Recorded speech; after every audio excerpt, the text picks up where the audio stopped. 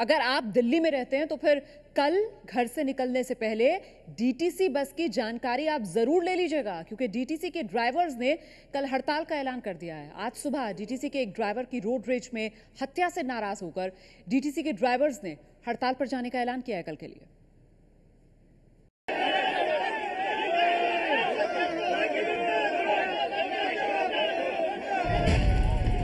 हंगामे की ये तस्वीरें उस वक्त की हैं जब दिल्ली के परिवहन मंत्री गोपाल राय डीटीसी के उस बस ड्राइवर घर वालों से मिलने पहुंचे जिसकी हत्या रोड रेज में कर दी गई। अपने साथी की हत्या से नाराज डीटीसी के ड्राइवर्स ने पहले तो परिवहन मंत्री का घेराव किया और फिर सोमवार को हड़ताल का ऐलान कर दिया। क्या कल बसें नहीं चलेंगी दिल्ली? हाँ जी, कोशिश यही रहेगी बसें ना चलें। हाँ जी, हम मैनेजमेंट का इंतजार कर रहे हैं। क्या है, मैं अपने ऑल डीटीसी वर्कर से यही रिक्वेस्ट करूंगा, इस मामले पर कल कृपया ध्यान दें। ऐसा है जी, जब साथी मरता है तो हम कहाँ जाएंगे? बताओ किसके सहारे है? क्या रखवाली है, क्या रख रखा हुआ है? ड्राइवर तो वैसे ही गाड़ियाँ खाता है। दूसरी तरफ दिल्ली के परिवहन मंत्री गोपाल राय ने मृतक ड्राइवर के परिवार को 5 लाख का मुआवजा देने का ऐलान किया और कहा कि उनके परिवार के किसी एक सदस्य को नौकरी भी दी जाएगी। यहाँ पर जो अभी परंपरा रही है कि अगर किसी की डेथ होती है तो उसके परिवार वालों को आन सरकारी नौकरी ड्राइवरी की तो मिल सकती है, लेकिन दूसरी नहीं मिल सकती है।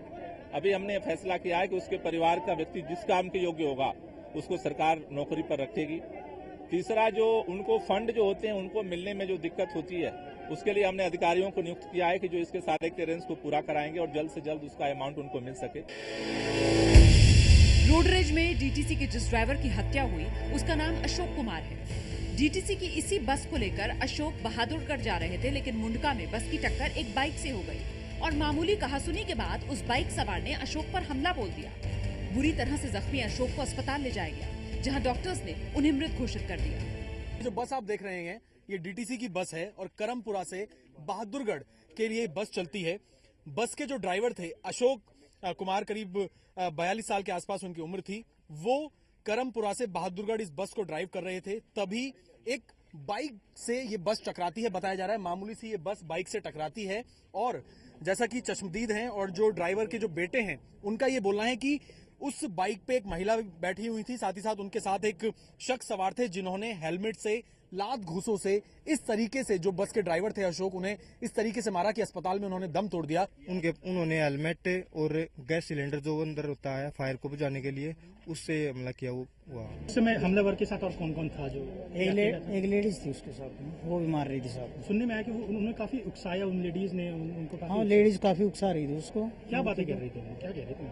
भाई इतने शोर में यही कह रही थी, भाई मार इसको ही, हमको मार देता, ये कर देता फलाना, और क्या। उस समय किसी ने बचाने की कोशिश की?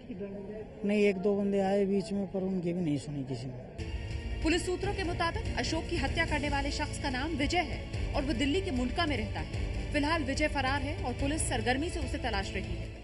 अभी जिन लोगों ने इस घटना को अंजाम दिया है उनके खिलाफ 302 धारा के अंतर्गत मामला रजिस्टर्ड कर लिया गया है। छापेमारी जारी है और हमें उम्मीद है अभी प्रशासन के सारे लोगों से, एसीपी से और एसएसपी से बात हुई है कि तत्काल गिरफ्तारी के लिए हम लोग भी रिक्वेस्ट कर रहे हैं और प्रशासन भी सक्रिय है। लगता है गिरफ्तारी जल्दी हो जाएगी।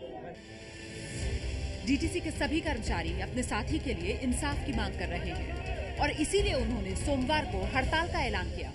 दिल्ली में डीटीसी की कुल 4775 बसें हैं और अगर ये सब बसें सोमवार को सड़क पर नहीं उतरी तो आप अंदाजा लगा सकते हैं कि डीटीसी की बसों से सफर करने वाले लोगों को कितनी मुश्किलों का सामना करना पड़ सकता है।